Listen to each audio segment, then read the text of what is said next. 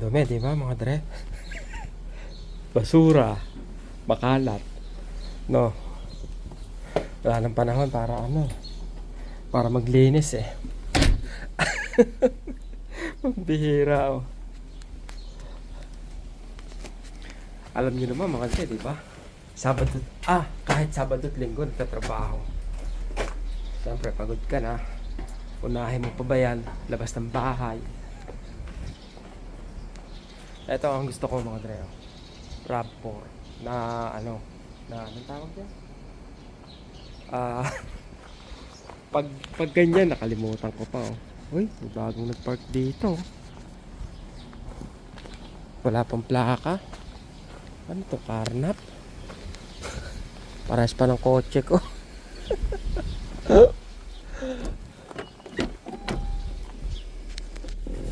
Oh gosh. Friday. O nga pala, Friday ngayon mga dre, no? Kaya it's a happy day. Happy day Friday. Biglang matatawa uli ako mga dre, no? Kasi it's a happy day dahil last day of work. Pero may part-time pa pala ako, di ba? Pero yung part-time naman, lang yun eh, konting oras lang. Hindi ako nagtatagal lang hanggang 4 na oras. Kaya okay lang, kahit pa paano. Nakakapahinga pa rin mga dre, no? Tsaka nag-i-enjoy ako sa sa ginagawa ko ngayon. Pag nasa bahay kasi ako, tutulog nga lang ako mga dre, no? Napaka-unproductive ko pag nasa loob ako ng bahay, sa totoo lang. Kahiga ka lang, TV ka, cellphone ka. Kaya, yun, mas gusto ko rin lumalabas. Daw na kasi makakot kumbaga, bagong gising eh, kaya nag-aano pa tayo. Sabay tingin siya sa labon, diba? Kaya may pasok na mga dre, no? Nakita ko sa inyo yung kapaligiran, medyo mahangin ngayon. Ang ating temperature ay 9 degrees Celsius. Okay, pasok na tayo.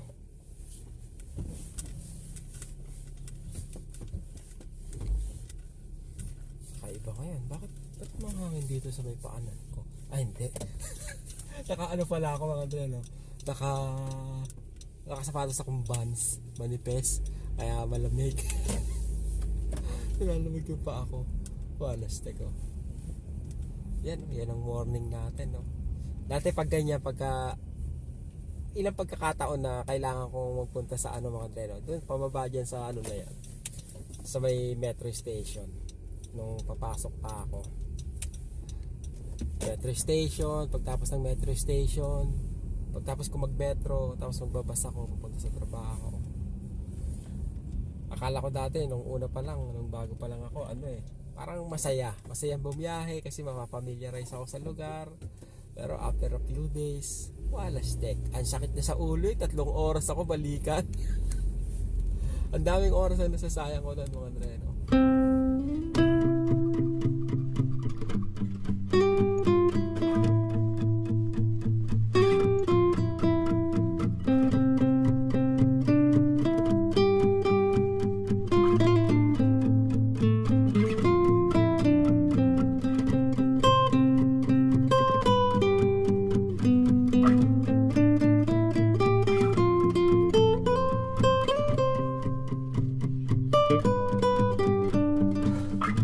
Morning mga dre.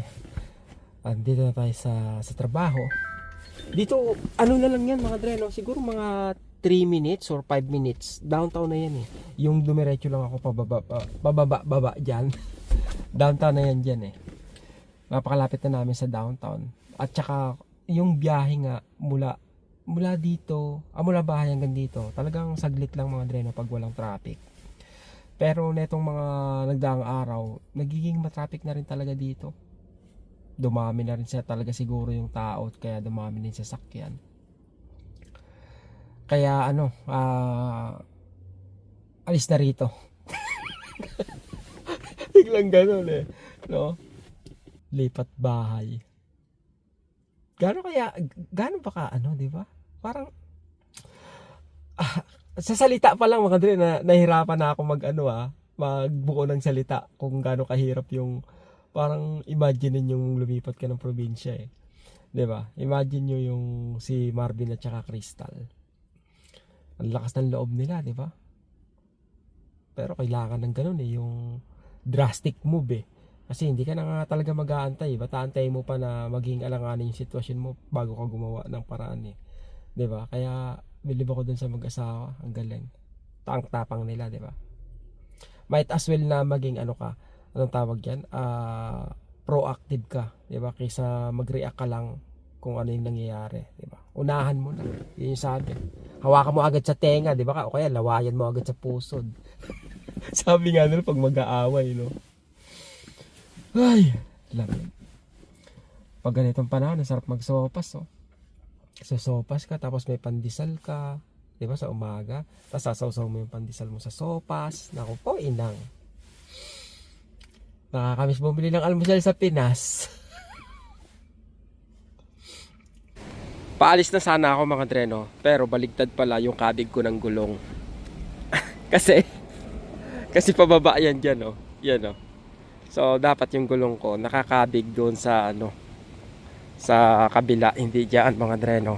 Bakit? Para kung sakali mang mag ano siya, usdo siya pababa, sasampa siya sa gutter mga dreno. At least pipigil ba? Pwede ka daw mahuli. Pwede ka daw hulihin mga dreno pag hindi nakakapig yung gulong mo. Yun ang sabi sa akin nung isang kasama ko sa trabaho, si Jamie. Sabi niya, you can be you can have a ticket because of that alone. What? Talaga may ganun pala? Tama nyo nga mga dreno kung meron. Totoo ba? O baka tinatakot lang ako? Yan. Dapat ganyan daw yung niya, yung orientation ng kabig mo. Pakabila. Yan, oh. Matitikitan ka pala pag ganyan, pambihira, oh. Pag hindi nyo pa nakita yung niyan, oh.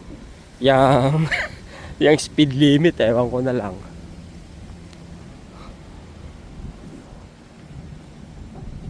Ito naman si Ioniq, oh. Ganda ang ganda ng harapan niya, di ba? Oh. Kaysa sa bagay okay din Tesla. Ang ganda ng harap niya. Pagdating dito tongengs.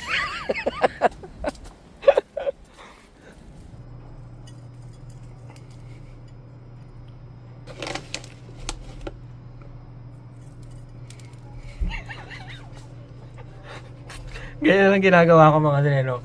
Nililibang ko na lang yung sarili ko sa kagaguhan ko. Yan ang pagkain ko mga dreno. Ano na to? Pang ilang araw ko na kinakain to. Diba? Yan. Yung tanghalian ko ganyan. Tapos aaluin ko na lang yung sarili ko. Diba? Minsan yun nga may avocado. Kaninang umaga, ang ginawa ko mga dreno. Kaninang umaga kasi lagi ko nakakalimutan yung avocado eh. Hindi ko pa nilalagay ito. Nilagay ko na yung avocado.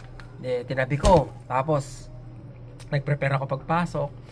Ngayon, nung ilalagay ko na to, kinuha ko yung avocado muna kasi mapipisa eh. Kinuha ko yung avocado, nilagay ko sa ibabaw ng mesa, tapos nilagay ko to. Pasok na ako. Pagdating ko rito, wala akong avocado kasi hindi ko nakuha sa mesa. Palastik na yun, no? Tumatanda na mga dreno. Benefits, isang bagay pa mga dreno, ngayon ko lang nabigyan ng atensyon. Na dati hindi na ako makapag-push up mga dreno. Sa maniwala kahit sa hindi nagpo-push up ako. Siguro mga 1,000 mga dreno, nakakapag-push up ako 1,000. Pero ang counting nun, 100, 200, 300. Ganun. Minsan umaabot ako ng 1,500. Hindi na ako nakakapag-push up kasi eto mga dreno, hindi ko maganon to. Kasi masakit yung eto ko mga dreno, yung wrist ko, nasasaktan na siya. Kaya ang tagal ko hindi nakapag-push up mga dreno. As in years na talaga. Nahihirapan ako. Kailangan may ginagamit akong yung parang pag ganun siya mga dreno, na mahahawakan ko. Kaya pag nag-push up ako, nakaganito ako. Pero mula nung nag-diet ako mga dreno, nakakapag-push up na ako na nakaganito yung wrist ko. Nang hindi ako nasasaktan. Yun lang naman, maliit na bagay pero para sa akin ang laking improvement kasi considering na lagi akong masakit yung ganito ko, 'di ba? Na nawala na. So kaya sobrang appreciative ako mga Andre, no. Hindi ko sinasabing gayahin niyo ako o makakabuti sa inyo to. Sinishare ko lang sa inyo yung nararamdaman ko. At saka sabi pala ni no Paolo, gumaganda raw yung kutis ko. Di naman. Nadadaan sa edit 'yan. Thank you.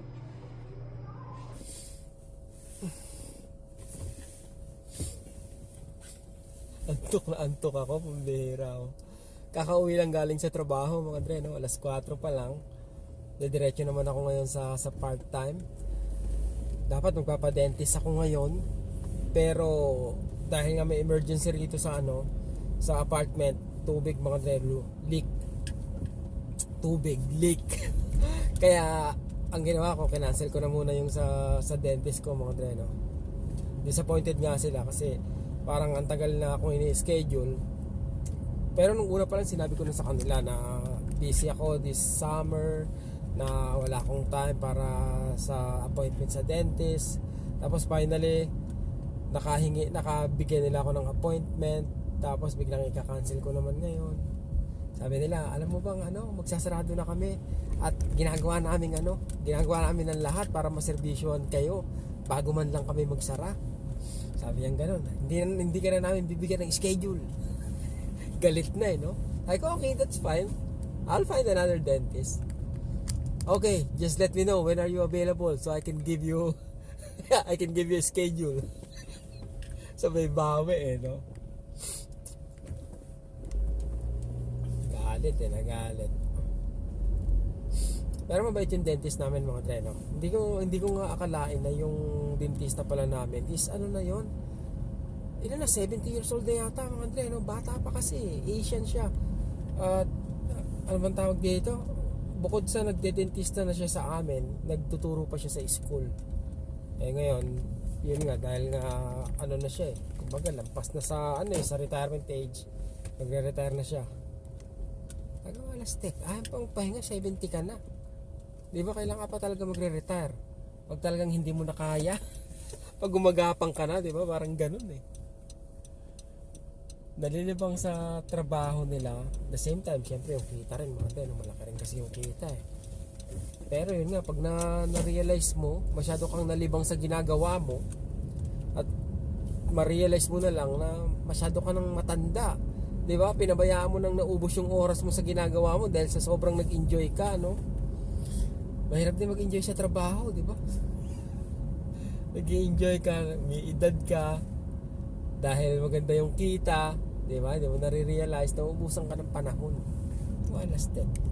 Naalala ko dati mga tayo nung nag-part-time kami, yung may pinuntahan kami, talagang sinadya ko pa sa nanonood sa akin Hinanap pa nun ako, nagpunta sa Palengke, sa Islis. Tiniwag niya yung number niya ron, tapos tinawagan ko. Sabi niya, may papagawa ako sa'yo. So pinuntahan namin, ang layo ng biniyahe ko mga treno. Siguro mga 30 minutes yata yung biniyahe ko Tapos ganito nangyari pala may ginawa kami sa kanya yung drawer ng IKEA mga treno. Sa madaling salita, natapos namin, ilang piraso yon. At natagalan ako mga treno. At nung singilan na, sabi ko sa kanya, ikaw na yung magbigay sa akin, bahala ka. Tapos, hindi, ikaw na. Sabi niya gano'n. Marami pa akong ipapagawa sa'yo kung magkasundo tayo sa presyo. So ako, piniresyuhan ko mga Dre. Alam ko naman kasi kung magkano yung oras ko di ba? Actually, binabaan ko pa. Tapos, nagbayad siya sa akin. Pagkabayad niya, hindi na ako nakabalita uli sa kanya mga Dre, Sana okay lang po kayo. Either na mahalan siya sa akin or wala na silang ipapagawa sa akin mga Dre, Pero para sa akin, I think justifiable naman yung binigay ko sa kanilang presyo kasi nga bumiyahe kami papunta ron, di ba? Nag-offer siya na sunduin ako. Sabi ko hindi na po kailangan, ako na po pupunta. Tapos nagpunta ako ron. Yung tanghalian, masarap mga Dre, yung smoked meat. Sabi ko nga ganito pala kayong lasa ng smoked meat, masarap pala kasi yung natitikman ko lang smoked meat galing sa grocery, ang aalat Yung smoked meat pa lang mga Dre, ang sarap. Tapos, ayun, yung kwento niya nga sa akin, parang sabi niya sobra akong nalibang sa trabaho ko, na nag-enjoy ako. Tsaka ko lang, parang biglang all of a sudden, one day, what? I'm 67? Doon lang daw nag-ano sa kanya, nag-register sa kanya na she's running out of time, kumbaga, di ba? Na lahat ng oras niya, dinobote niya sa trabaho niya. Kaya, what the heck? Yung ganun mga dre, no? So, huwag kayo masyado malilibang sa ginagawa niyo, di ba? Ako din, paalala sa sarili ko, di ba? Huwag ka masyado malibang sa trabaho mo. Hindi porkit maganda yung kita, it doesn't mean gagawin mo yan sa buong buhay mo, di ba? Kasi nga, yun nga, di ba? Retirement age is 67, life expectancy is 78. What? You work 50 years and then enjoy 11? What is that?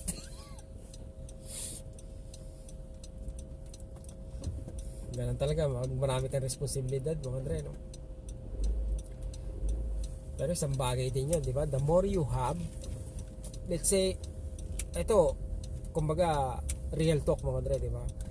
May bahay ka, may sasakyan ka, then, mas marami kang oras na magtatrabaho, di ba? Sabi gani Inex di ba? Kumuha ka ng mas mahal na bahay, syempre mas mahal yung bayad mo ron. So, may bahay ka, kaya lang hindi mo naman ma-enjoy kasi lagi ka na sa trabaho kasi kailangan mo ng pera para pambayad dun sa bahay mo. Live within your means. Yung means ko apartment lang. Kaya, 'di ba, I'm living within my means. Sasakyan, naalala ko si Ermat. Bago pa lang yata ako sa Canada noon, mga Dre, no. Sabi niya, naalala mo ba yung kumpare mo? Oo, kako. O, kumusta na? Nakita ko, bago yung sasakyan niya. SUV, mga Dre, no? SUV.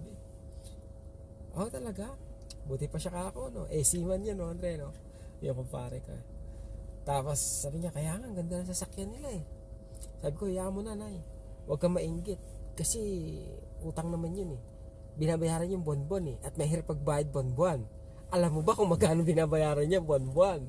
Diba? Kaya sabi ko, huwag kang maiinggit kung may makita kang tao na may bagong sasakyan, may bagong bahay. Diba? Kasi binabayaran nila yan at mahal. Diba? Yung responsibilidad na yan is mabigat. Kaya nga sabi ko ako, hindi ako nagyayabang, diba? Pag binanggit ko yung sasakyan o yung bahay. Hindi bahay rito, wala kaming bahay dito sa Canada, mga Andre, no? Sa Pilipinas. Pero still, utang yun. At hindi ko pinagmamalaki yung utang. Lagi kong sinasabi na umutang ako ng sasakyan, umutang ako ng bahay. Kasi sabihin niyo mamaya, anong binili? Inutang mo kaya yan? Ang yabang mo. Hindi po, no? Hindi ko pinagmamayabang yung utang ko. Diba? Lagi kong ine-emphasize na utang yan, binabayaran yan. Diba? Masarap yung may sasakyan ka, bago, oo. Diba? Pero mas mahal yung sasakyan mo, mas malaki yung bahay mo, mas natatali ka sa trabaho. Sabi niya sa akin, nagli-leak na rin dito sa kanya. Nung huling tinignan ko, yung sa taas niya nagli-leak. Ngayon pati sa kanya umabot na. Kaya ito yung dahilan na hindi ako natuloy sa dentist ko. Where do you want to go on Pip. the flat? Yeah, let's go to the last floor first. To the top floor, I mean. Yeah. Because usually the apartment is 246. Yes, So but, it was one, Yeah. that's why I get confused. I understand, and below me is Yeah. apartment. I thought on top of you is 4 Yes. and the other one is 6, but... Bonjour. Salut. C'est pour les toilettes. Oui, allez-y.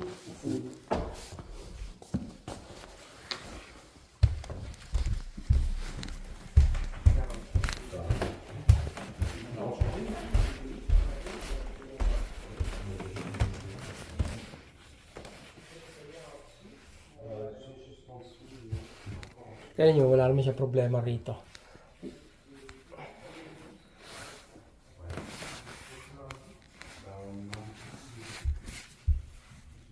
I don't know. Siguro, ang Ang duda ko lang talaga may tumapon dito mga dre. May tumapong tubig. Kaya nagkaroon siya. Take 1 week. 1 week. This weekend it starts. Did you experience overflow? Water in here? No. Because we having a leak at the downstairs, no? Maybe the pipe is broken.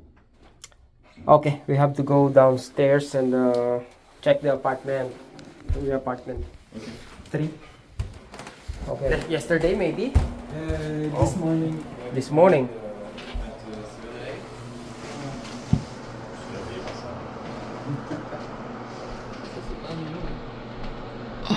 Non, en fait, je pense que c'est que la personne pense à des gens. So, yan yung tulong natin mga dre, no? Galing dyan. There you go. Okay.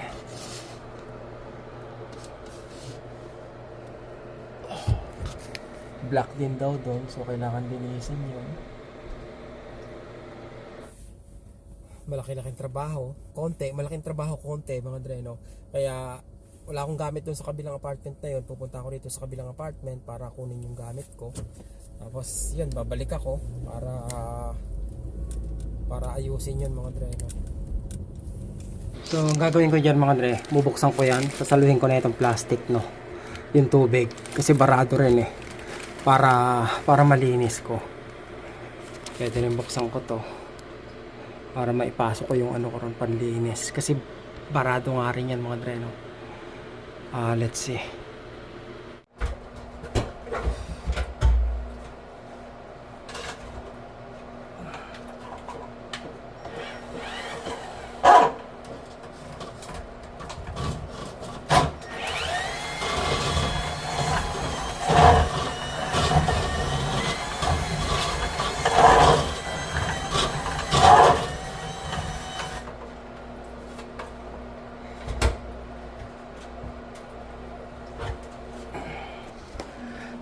Nung ano mga dre, no, nung binuksan ko yung takip, maluwag. So, isang dahilan yun siguro kaya naglilik, hindi na ibalik ng maayos. Bali, eto pansin nyo naman mga dre, no, second ano niya na yan. Bubong, dati siguro sobrang nasira. Hindi na nila ginawa, instead na palitan nila ng drywall, ginawa nila ng bagong ceiling. Okay sana, kaya lang hindi nila inayos yung pag-repair nun. Kaya ngayon, basang-basa yung ibabaw mga dre, no? So, kailangan mo nang patuyuin yun. Ngayon, titingnan ko kung black pa rin ako sa taas. Kasi nga, inano ko na eh. Inisnake ko na mga dre, no? Punta naman ako ron para i-check. Parang may tubig pa rin mga dre, no? Pero, ayoko magbaka sakali. Kaya, lalagyan ko ng tubig, tapos bubuksan ko na naman doon. Kaya, lalagyan ko na itong ano, mga dre, no? Pantanggal ng bara. Para nang sa ganun, isahan na lang kung sakali. Pabor sa akin yung ano niya mga dre, no? Pabor sa akin yung ceiling niya. Kasi nga, floating ceiling lang eh. Kung nagkataon G-brack yan, mahirapan pa ako mag-ano yan mga dre, no? Bubutasan ko. Tapos, tatapalan ko uli, gagawin ko ng panibago. Eto, madali lang mga dre. Iangat mo lang, matatanggal mo na. Pag nasira, pag natatakan ng tubig, bili ka ng bago, palitan mo. Ganun lang kasimple. Kaya pabor sa akin yung ano, yung ceiling na itong ano mga deno ng toilet. Buti na lang.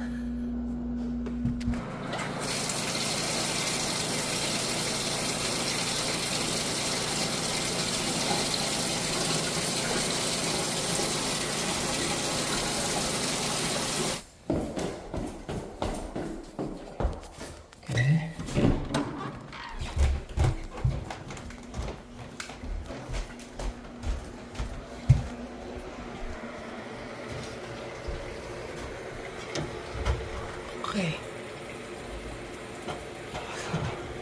May nakita akong isang pirasong bead ng tubig mga dre, no? Punasan natin para mas malinaw. Okay. Okay, meron nga. Naglilik nga dito. Hindi ko alam kung dito galing. Dito yata. Yun nga, maluwag nga to. Ayos. Saan mga gumawa na ito? Parang sinadya. Parang sinadyang luwagan. Oh. Plastic. Ano yun? Oo nga, no? Kaya, mga Dre, basang-basa, oh. Basang-basa yan, ang paligid, oh.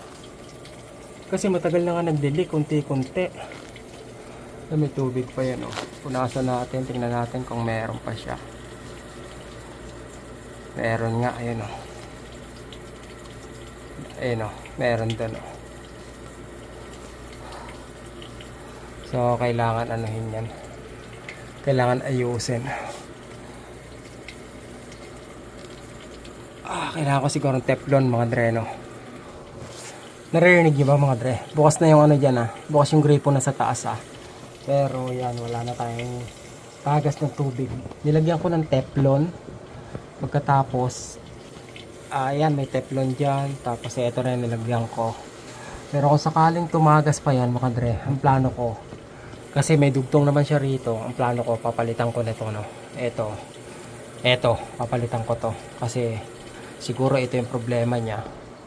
Parang may tutulo, Pero wala naman, no? Anyway, siguro iiwanan ko muna ng ganyan yan, mga Dre, no, na bukas. Tapos babalikan ko, titingnan ko kung kumusta na siya after ng ilang araw, o kaya papatuyuin ko rin to, mga Dre, no? Ito kailangan matuyo to kasi grabe, kita nyo, basang-basa, kailangan matuyo tong mga to, mga Dre, no? Bago ko sarahan yan, otherwise sayang yung ceiling ko.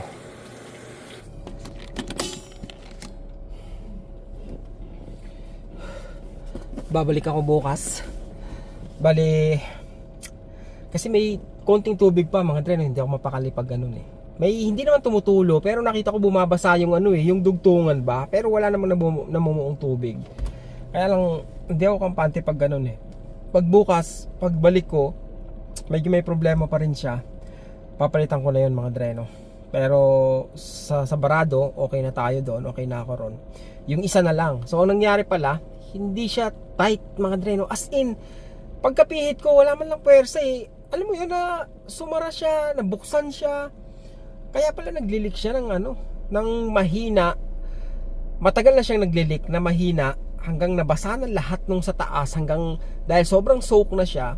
Tsaka siya ngayon tumawid, pumapatak na mula sa kahoy papunta ron sa floating ceiling, mga Dre, no? Wala stek. Parang sinadya, para balikan yung trabaho, 'Di ba? Anyway, ganun talaga, imposibleng nilagay yun ng ganun na hindi hinigpitan. As in, mga Dre, walang kahigpit-higpit, parang sinadya lang na tutulo talaga, para bumalik yung gumawa, 'Di ba? Salbahe ko, 'di ba?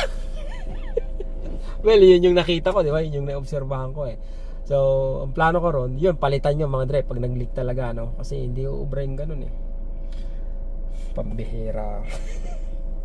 Papalitan ko ng yun, na ano bang tawag doon, isang 45 tsaka isang trap, T-trap. Ngayon uwi na tayo, dilim na, no? Pero ano pa lang yan, alas 6. Okay, dalawa yon, mga Dre, dalawang trabaho yon, dalawang resibo yon, isang fifth floor, isang third floor. Yung third floor, malaki-laking trabaho yun, kaya matagal-tagal gagawin yun. Papakita ko sa may-ari kung anong nangyari, kasi alam niyo na, baka ma-question tayo pag naningil tayo, sasabihin kumbaga, ba't ang haba ng oras mo rito? Pag sa plumber, walang problema, mga Dre, no? Yung plumber, alam niyo gagawin niya, pwedeng hihigpitan niya lang yun, gagawin niya ng paraan para wag tumulo, pero hindi niya gagalawin yung paligid nun, hindi niya lalagyan ng ceiling yun, pag ako gumawa nun, mga Dre, no, plumbing na, tapos kumbaga up to finish hanggang maibalik sa dati yun yung trabaho ko ron, mga Dre, no? Kaya daming daldal, uwi na tayo, pambayad sa utang yan, mga Dre. Kaya hindi pinagmamalaki ang utang, pambihira, luluto pa pag uwi. Okay, mga Dre, mamaya ulit. Uy, hindi, tatapusin ko na ito rito, mga Dre, no? Maraming salamat sa pagsama nyo. At gusto ko lang nilawin na hindi ko po pinagyayabang ang mga utang ko, mga Dre, no? Sinasabi ko yan para wala kayong masabi sa akin. Ang yabang mo, utang naman lahat yan. At least nakautang, di ba? At least maraming utang.